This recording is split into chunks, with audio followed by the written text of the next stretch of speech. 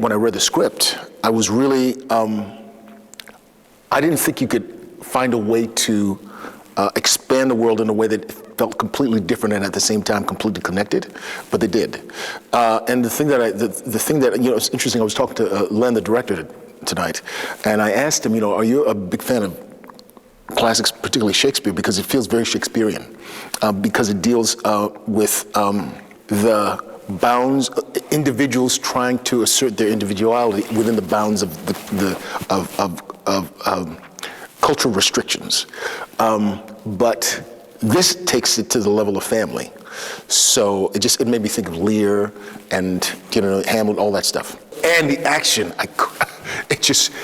even though the story is incredibly cohesive and exciting, the action's off the hook.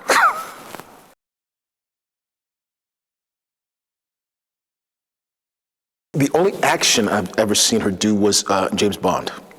And as a matter of fact, that was the first time I'd ever seen her. And this role requires such, it just seems like once she gets going, pretty much 2/3 of the movie is just her fighting and running for her life and killing 20 people at a time.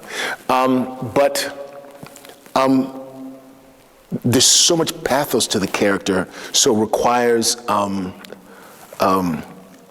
such a deep and nuanced level of acting.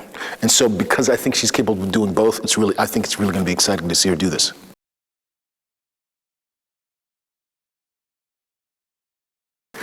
The word that comes to my mind, well, two words that come to my mind are suave and smooth. When people try to act at it, it looks cheesy. But Ian just seems to be able to be it.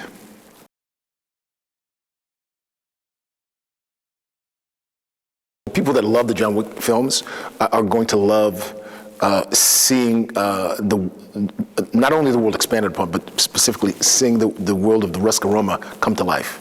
And then there's the notion that you could take a mythology that is so unique and expand it with almost a complete other mythology is really exciting, and I think people will love that. And then everybody's going to get to see all the great John Wick action.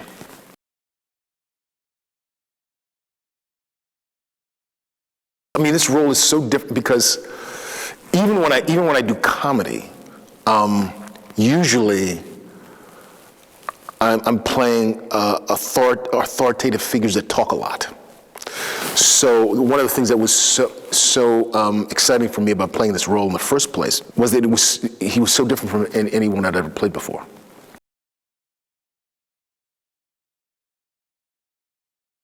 So you can't really play.